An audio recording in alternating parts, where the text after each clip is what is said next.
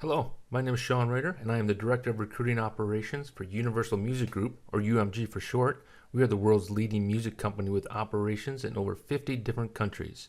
You'll see on the screen all the areas I oversee. The one area that ties all this together is data analytics and reporting, and that's what I'm here to talk to you about today.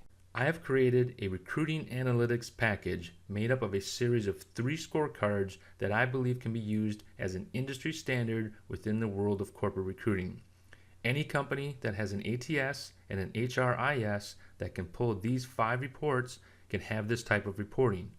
The scorecards I'm about to show you come in the form of Excel files and pull from these 5 basic reports. Let's jump into the 3 scorecards. There is the weekly recruiter scorecard, the company overview scorecard that can be ran monthly or quarterly, and the 20-point report card where a company gets a grade on 20 key talent acquisition metric points. That's ran quarterly. Here's what a weekly recruiter scorecard looks like. I've consulted with over 20 companies. This is the single best way a recruiting leader can get a grasp of exactly what is going on in their company in regards to recruiting. And because it's weekly, it tells the short story. If you are waiting to hear the long story, it's too late. You want to hear the short story every week. Along with the data, each Excel has 2 key tabs. The requisition tab tells the details of each open rec, and the Recruiter Overview tab shows the key milestones for each recruiter for the week. Let's start with the rec summary section in the area it covers specific to the recs themselves. I want to highlight the rec status column. Each week, the recruiters update that column with a red, yellow, or green color code. Next, the overview area that shows the totals for that week. Then, last week's activities. This shows what major milestones were completed last week. And then we get into the funnel status of each rec by showing how many applicants are in each stage of the hiring process. Next is the weekly recruiter summary tab. If you're a staffing leader and want to view the rec load of your recruiting team, recruiter by recruiter, this is where you go for a quick overview. This tab is also divided into sections. First is the rec analysis section. Remember, this view is into the recruiter's open rec load, so it is giving a real-time view into what's going on now. After that is the awaiting review section. Here we are highlighting the candidate experience starting at the most basic level. It also highlights the partnership that recruitment marketing and the recruiting team need to have. If you're out there building your brand and getting candidates to apply, but your unreviewed percentage is at a high number, not only might you be wasting your time, you might be intentionally creating a bad candidate experience.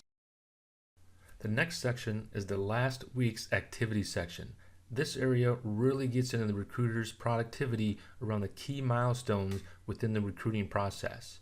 How many new applicants, how many got screened, how many moved into assessing, to interviewing, and how many into closing. And of course, the hires section that tracks both hires last week and hires for the year. So that covers the weekly recruiter scorecard. Next is the company overview scorecard, which is ran quarterly. This report looks at 10 key metric points and it presents data year over year by quarter. Each metric point has its own section as you scroll down. Here are 2 examples. In addition, this report looks at those 10 metrics by 4 different viewpoints: by business unit, by location, by management level, and by job role. Here we are looking at the viewpoint of the business unit. As you scroll down the report, you will see all the metric points as it relates to business units.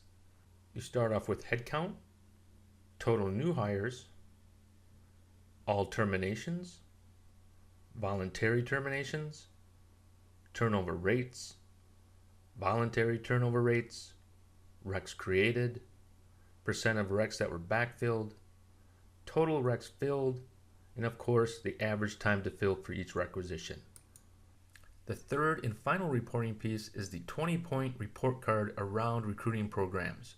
While the first 2 scorecards focus on internal conversations between recruiting leaders and the business units, I am really looking at this report card as more of a benchmarking activity with other recruiting teams at other companies. This takes your score and lets you compare yourself to other companies. The report card uses the same reports I referenced before, so there's no added data gathering. And the 20 points are divided into these 6 categories: employment brand, recruiting efficiency, quality of hire, employee referral program, diversity tracking, and recruitment marketing. So I know that was a quick overview of a lot of data, but if your company has any interest in knowing this type of information about yourselves, please reach out as we are looking for additional project sponsors for this effort. The more the merrier when it comes to benchmarking and analytics.